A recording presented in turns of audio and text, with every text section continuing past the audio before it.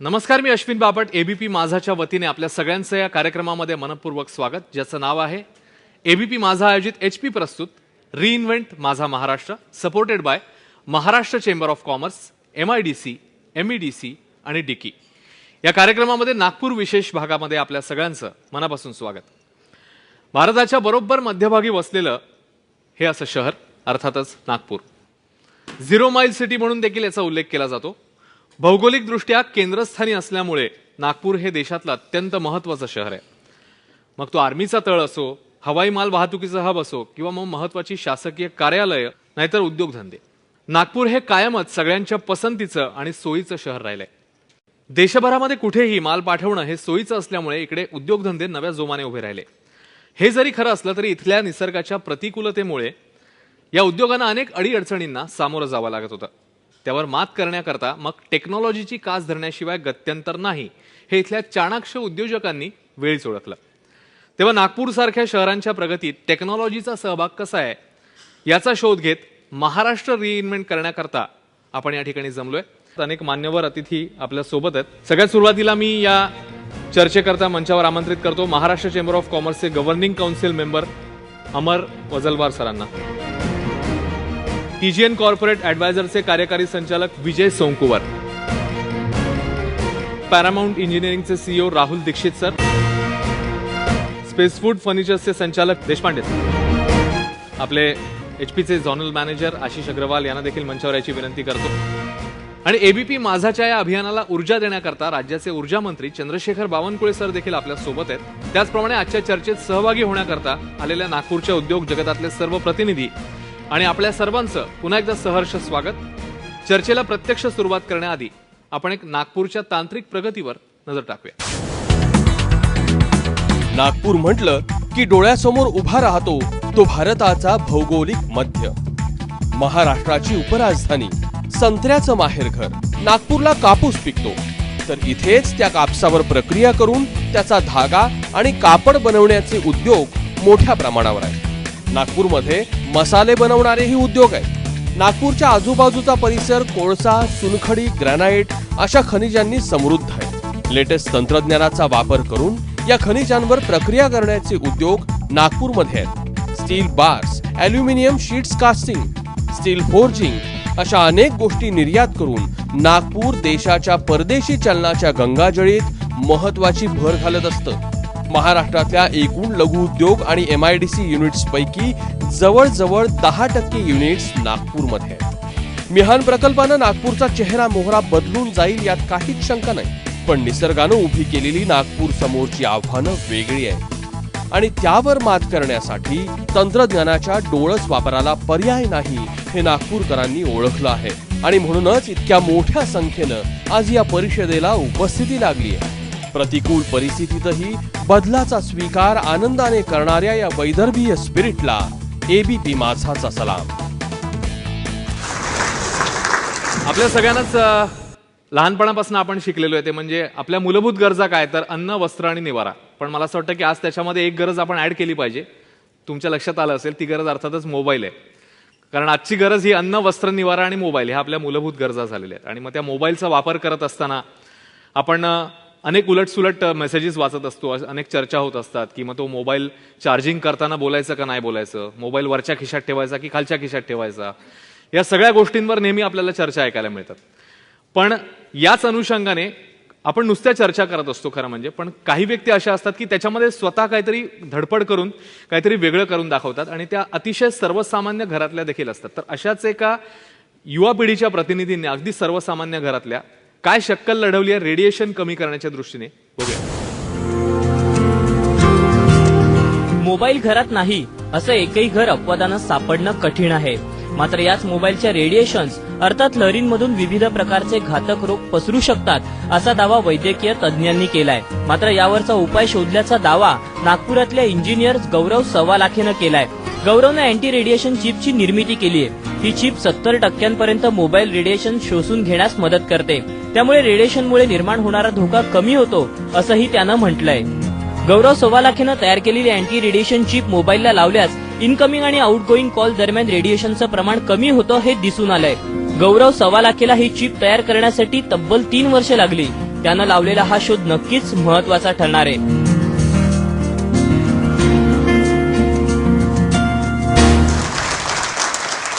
आणि ही संकल्पना नेमकी कशी या गौरवने प्रत्यक्षात अंमलात आणली हे आपण आता स्वतः गौरवकडनंच जाणून घेणार आहोत. गौरव सवालाखे आपल्यासोबत आता उपस्थित आहे. आपण गौरवला मंचावर बोलूया. गौरव, मोबाईलमधून निघणाऱ्या घातक इलेक्ट्रोमॅग्नेटिक रेडिएशन्समुळे भरपूर गंभीर आजार होत असल्याचं हे न्यूज चॅनल्सवर मी पाहिलेलं होतं. रेडिएशनला आपण किती % कमी करू शकतो याच्याकडे माझी वाटचाल ही सुरू होती. तर 2010 साली मी ते प्रोडक्ट बनवलेलं होतं. स्पेशल थँक्स मी ABP माझा चॅनलला देऊ इच्छितो, कारण की या चॅनलनीच माझी सगळ्यात पहिले न्यूज ही कवर करून महाराष्ट्रात आणि देशात विविध भागामध्ये यांनी ही कव्हरेज दाखवलं आणि ज्याच्या मार्फत आज आमच्या कंपनीला 550 डीलर आणि डिस्ट्रीब्युटर्स मिळू शकले आणि त्याच्यामार्फत आम्ही आमचं प्रोडक्ट हे ऑल ओव्हर इंडियामध्ये आता सेल करत आहे आणि जवळपास 10,500 सेल्समन या कंपनीमध्ये आमच्या काम करतात सेलिंगचं आणि प्रत्येक सेल्समन हा 10 ते 15,000 रुपयाच्या वरच याच्यामध्ये इन्कम प्राप्त करत आहे. हृदयरोग तज्ज्ञांपासून ते फेंगशुई एक्सपर्टपर्यंत देखील सगळे जण जे आहेत ते फिश टँक घरात ठेवायला पाहिजे असं सजेस्ट करत असतात. पण मग त्याच्यावर पण टेक्नॉलॉजीमध्ये काहीतरी सोल्युशन आहे. ते नेमकं काय आहे ते आता आपण बघूया.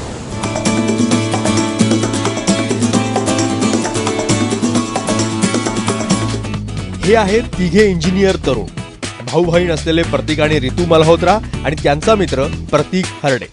व्हॉट्सअपवर आलेल्या एका व्हिडिओनं या तिघांच्या डोक्याला चालना दिली. व्हिडिओमध्ये एक माणूस घरी असलेल्या ॲक्वेरियममुळे कसा बाहेर सुट्टीवर जाऊ शकत नाही असा तो व्हिडिओ. गेले 1.5 वर्ष हे तिघेही या मॉडेलवर काम करतायत आणि आता त्यांना हे यश मिळालंय. घराघरामध्ये पाणी शुद्धीकरण यंत्र आहेत. अगदी तीच कार्बन क्लिनिंगची थिअरी इथे वापरली गेली आहे आणि आपण हे कसं काम करतं याचा व्हिडिओ सुद्धा बघू शकता. तर हे जेवण कसं पडतं याचा सुद्धा व्हिडिओ आहे आणि या तरुणांनी त्यांच्या या ॲक्वेरियमचा कॉपीराईट सुद्धा मिळवलाय. अगदी ॲक्वेरियमचं लाईट सुरू बंद करून वेगवेगळे लाइटिंग बदलण्यापासून ते पाणी शुद्ध करणं सगळं काही ऑटोमॅटिक. त्यामुळे फेंगशुईमुळे घरामध्ये अनेक जण ॲक्वेरियम ठेवू इच्छितात पण ठेवू शकत नाहीत. त्यांच्यासाठी आता मार्ग मोकळा झालाय. सरिता कौशिक, ABP माझा, नागपूर. प्रतीक हरडेला मंचावर याची विनंती करतो. त्याच्याकडनं आपण या प्रोजेक्टबद्दल जाणून घेऊ. जे लोकांच्या घरात आपण एक्वेरियम बघतो आहे ते ट्रेडिशनल एक्वेरियम्स आहेत आणि ते चायनावरनं आपण इम्पोर्ट करतो आहे.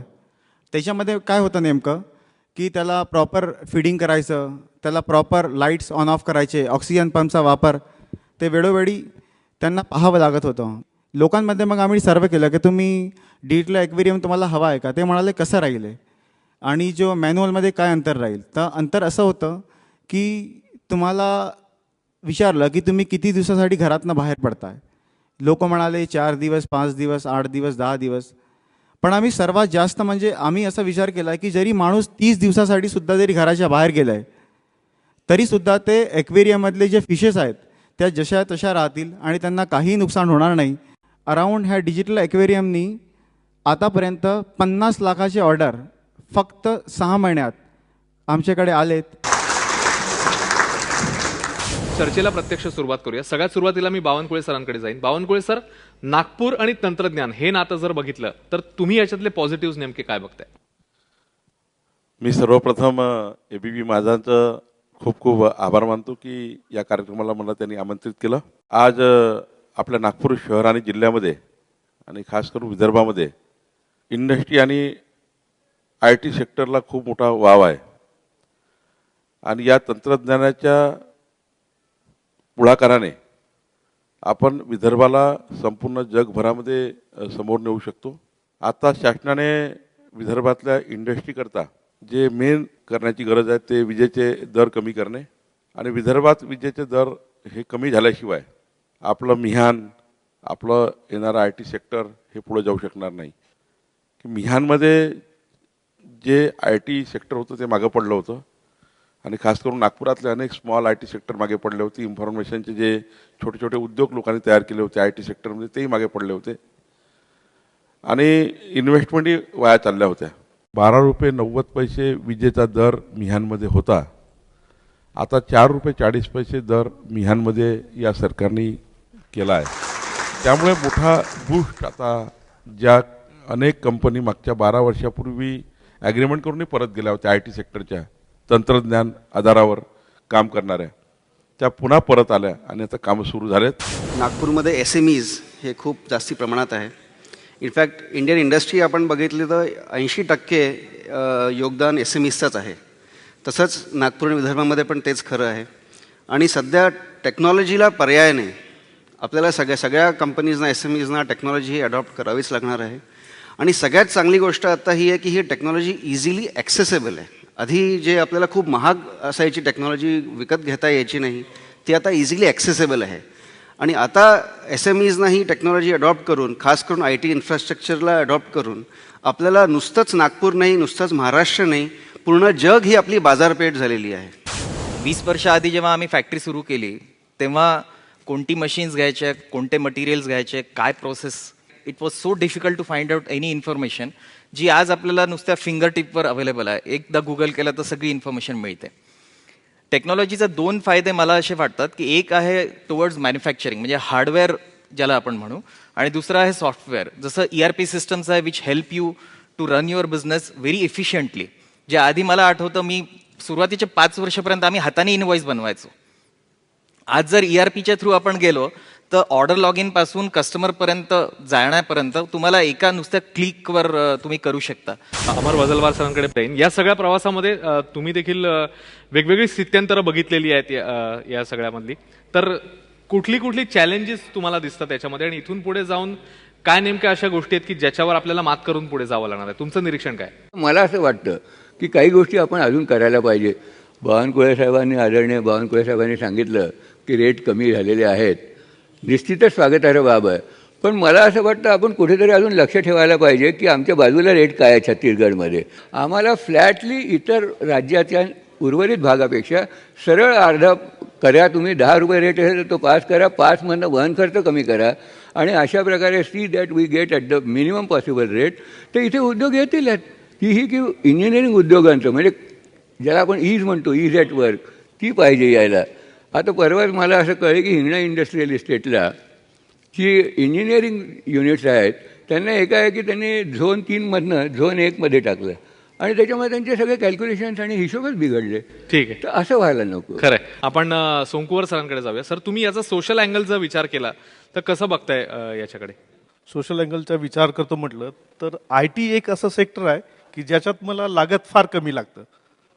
जर मला एखादी युनिट्स म्हणजे सॉफ्टवेअर बनवायचं आहे किंवा डायरेक्टली मार्केटिंग जर मला करायचं आहे तर माझ्याकडे समजा एक PC असलं आणि नेट कनेक्शन असलं किंवा तेही नसलं तर माझा मोबाईल जरी असला तरी मी ते टेलिमार्केटिंग किंवा ऑनलाईन मार्केटिंग याला कनेक्ट होऊन मी माझा बिझनेस फ्लरिश करू शकतो. IT सेक्टरमधल्या जे काही नवीन एंटरप्रिनर उभारू शकत असतील त्यांना गव्हर्नमेंटच्या माध्यमातून आणि DKच्या माध्यमातून मेकॅनिझमसुद्धा तयार झालेला आहे जो आपण त्याचं बेनिफिट प्रत्येकाने घेऊ शकतो IT सेक्टरवाल्यांनी. आशिष सर, तुम्ही या सगळ्या मंडळींचे थॉट्स ऐकले, त्यांचे चॅलेंजेसचे काही मुद्दे ऐकले, तर तुम्ही एक तंत्रज्ञान क्षेत्रात पाऊल टाकताना काय विचार केला या सगळ्याबद्दल? अगर सभी चीज को देखें तो ये उसके 2 उदाहरण है कि जैसे हमारे पास में 2 यंगर एंटरप्रेन्योर आज आके बात कर रहे हैं कि जिन्होंने अपना पूरा बिजनेस मॉडल एक सिर्फ लैपटॉप से शुरू किया हुआ है. The business which has started at 10,000 rupees and the product and the services which has been available now globally. अब बहुत सुन के अच्छा लग रहा है कि गौरव आज ये बात कर रहे थे कि जो प्रोडक्ट हमने make in Nagpur, look at the thought process, the make in Nagpur, the product is now available for a customer in eastern country and the EPG, that's a thought process. इस तरह से हमारी सोच बदलाव हुई है. अगर आप देखो, चाहे वो एग्रीकल्चर का फील्ड हो, इरीगेशन का फील्ड हो, एजुकेशन का फील्ड हो, हेल्थ है, revenue, taxation, the experience is completely change. Today the technology personally और प्रोफेशनली इतनी ज़्यादा ब्लेंड हो गई है कि टेक्नोलॉजी की जो एडॉप्शन है वो चॉइस नहीं है, it's a necessity end the backbone of the business. निश्चित ही चर्चा अतिशय महत्त्वाच्या टप्प्यावर आहे, पण आपल्याला इकडे एक छोटासा ब्रेक घ्यावा लागतोय. ABP माझा आयोजित HP प्रस्तुत रिइन्व्हेंट माझा Maharashtra, supported by Maharashtra chamber of commerce, MIDC, MEDC आणि DIKI या खास कार्यक्रमामध्ये नागपूर विशेष भागात एक छोटासा ब्रेक घेतोय. लगेच परत येणार आहोत. पाहत राहा ABP माझा. ब्रेकनंतर ABP माझा आयोजित HP प्रस्तुत रिइन्व्हेंट माझा Maharashtra, supported by Maharashtra chamber of commerce, MIDC, MEDC आणि DIKI या खास कार्यक्रमात नागपूर विशेष भागात आपल्या सगळ्यांचं पुन्हा एकदा स्वागत. आपण पुढच्या मुद्द्याकडे, पुढच्या प्रश्नाकडे वळणार आहोत. सर, 10 वर्ष इथून पुढे जर बघायचं झालं तर सक्षम नागपूरचं, आणखी प्रगत नागपूरचं चित्र तंत्रज्ञानाच्या अनुषंगाने तुम्ही कसं बघताय? मला असं वाटतं की पुढचे 10 वर्ष नागपूर हे जगातलं IT मध्ये काम करणारं सर्वात मोठं सेंटर असेल अशी योजना गव्हर्नमेंटनी आणि दिल्ली सरकार, मुंबई सरकारने सुरू केली. त्याचा तसं कामही सुरू केलं. आता एअरक्राफ्ट सुद्धा नागपूरला दुरुस्त व्हायला लागले. त्यामुळं मला असं वाटतं की ज्या पद्धतीनं इन्व्हेस्टर्स यांना एक आशा आहे, अपेक्षा आहे, त्या गव्हर्नमेंट पूर्ण करणार आहे. नागपूरबरोबर पूर्ण विदर्भ देखील चांगला वाढीला लागणार आहे याची मला खात्री आहे. कारण मी जसं म्हटलं 40 वर्षातला चेंज पाहतो आहे. पूर्वी खरं सांगायचं तर राजकारण बाजूला ठेवा, पण फॅक्ट ही आहे की नागपूर आणि विदर्भाकडे औद्योगिकदृष्ट्या देखील कायम दुर्लक्ष केलं गेलं होतं. आणि गेल्या काही वर्षात पॉझिटिव्ह नोटवर जर का पाहिलं तर निश्चित एक विशिष्ट त्याला त्यांनी लक्ष दिलेलं आहे. तर ज्या हिशोबाने टेक्नॉलॉजीचं एक्सप्लोजन होणार आहे पुढच्या 10 वर्षांमध्ये, त्याला कंबर कसून प्रत्येकाला as an industrialist I feel की जोपर्यंत आपण त्या मोठ्या मोठ्या लाटांवर ॲज अ सर्फर जोपर्यंत आपण त्याच्यावर सवार होणार नाही तोपर्यंत त्याचा आपण फायदा घेऊ शकणार नाही. And with this kind of governance, if the support is available, म्हणजे सुवर्णच काळ येणार आहे. नागपूर सोने पे सुहागाच होणार आहे फॉर शुअर नागपुरासाठी. HP प्रतिनिधी तंत्रज्ञान क्षेत्रात पुढे कशी वाटचाल करणार ते आपण त्यांच्याकडनं जाणून घेऊया. आशिष सर, इथून पुढे 10 वर्षांसाठी तुमची विजन काय है? GST इम्प्लीमेंटेशन से जो टैक्सेशन में ट्रांसपेरेंसी बिल्ट होगी उससे SMB बिजनेस को बहुत ही ज़्यादा बढ़ावा मिलने वाला है, जिससे सबसे बड़ी लॉजिस्टिक सर्विसेज का हब ये यहाँ पे नागपुर बनेगा. International hub is on the card. And government के अगर रिसेंट अनाउंसमेंट अगर हम देखें तो टेक्सटाइल इंडस्ट्री का भी एक बहुत बड़ा स्कोप है नागपुर में because of the cotton production. और जिस तरह से उनकी नए सब्सिडी की योजना है और जो गवर्नर से एक पॉलिसीज़ लेके आ रही है, तो नागपुर का आगे जाके ग्रोथ निश्चित है. टेक्नोलॉजी उसके साथ बढ़ेगी. Nagpur is one of the smart city और टेक्नोलॉजी का इसमें बहुत ही ज़्यादा महत्व रोल है वो नागपुर सिटी के अंदर रहेगा. आपण प्रश्नोत्तराच्या या सेशनला इकडे सुरुवात करतोय. विदर्भातनं दरवर्षी जवळपास 1 ते 1.5 lakh trend IT professionals Vidarbha सोडून पुणे, मुंबई, बंगलोर किंवा अगदी परदेशात सुद्धा जातात. जर त्यांना त्यांच्या एक्झिस्टिंग बंगलोरच्या पॅकेजपेक्षा एक 20-25% सुद्धा कमी पॅकेज मिळालं तर ते नागपुरात आपल्या होम सिटीमध्ये यायला तयार आहे. या अनुषंगाने महाराष्ट्र शासनाची किंवा आपली काही योजना आहे? नागपूरमध्ये 20% पगार कमी घेऊन पण लोक यायला तयार होतात आहेत. तर ती कदाचित वेळ त्याची गरज पडणार नाही, कारण की जसा IT इन्फ्रास्ट्रक्चर जो डेव्हलप होतो आहे नागपूरमध्ये तीच मिळतील फॅसिलिटीज जे बाकी सेंटर्समध्ये मिळतात. इनफॅक्ट चांगले मिळतील, कारण की बाकी सगळे जे सेंटर्स आहेत, बँगलोर म्हणा, पुणे म्हणा, दिल्ली, नोएडा म्हणा, तिथे बाकी इतके प्रॉब्लेम्स आहेत, इतकं जास्ती पॉप्युलेशन आहे, बाकी ते तो सगळा त्रास त्यांना इथे होणार नाही आहे.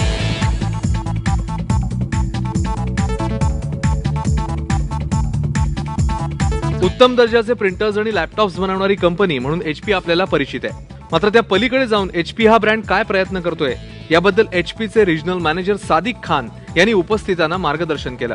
त्याचप्रमाणे या टेक्नो परिषदेच्या ठिकाणी HP तर्फे रिइन्व्हेंट झोन उभारण्यात आला होता, ज्यामध्ये नागपूरच्या लघु उद्योजकांना HPच्या टेक्निशियन्सशी थेट चर्चा करण्याची व्यवस्था करण्यात आली होती. आपल्या व्यवसायात HPच्या सेवांचा उपयोग कसा करता येऊ शकतो याबद्दल त्यांनी दिलेली माहिती नागपूरच्या उद्योग प्रतिनिधींकरता अत्यंत उपयुक्त ठरली. आता मी बावनकुळे सरांना इकडे याची विनंती करतो की एक समारोपपर मनोगत त्यांनी आम्हाला इकडे मांडावं. आपले सर्वांचे चॅलेंजेस या कार्यक्रमातनं बाहेर आले आहेत. सर्वांच्या मनाच्या भूमिका बाहेर आल्या. तुम्हाला अपेक्षित काय सरकारकडनं हेही बाहेर आलं. आणि ABP माझाला त्या उपक्रमाला मी एवढंच वचन देईल की राज्याचा वीज मंत्री म्हणून ज्या अपेक्षा या कार्यक्रमाच्या माध्यमातून महाराष्ट्राच्या आल्या असतील आणि खास करून नागपुरातही आल्या असतील, विदर्भातनं आल्या असतील, मराठवाड्यातनं आल्या असतील, त्या अपेक्षापूर्तीकरता मी निश्चित प्रयत्न करेल. एवढंच वचन ABP माझाला मी देतो, त्यांच्या सहकार्याला देतो. या सर्व गोष्टीला शासन नक्कीच आपल्या पाठीशी उभं राहील. एवढंच पुन्हा एकदा वचन देऊन माझे 2 शब्द संपवतो. धन्यवाद.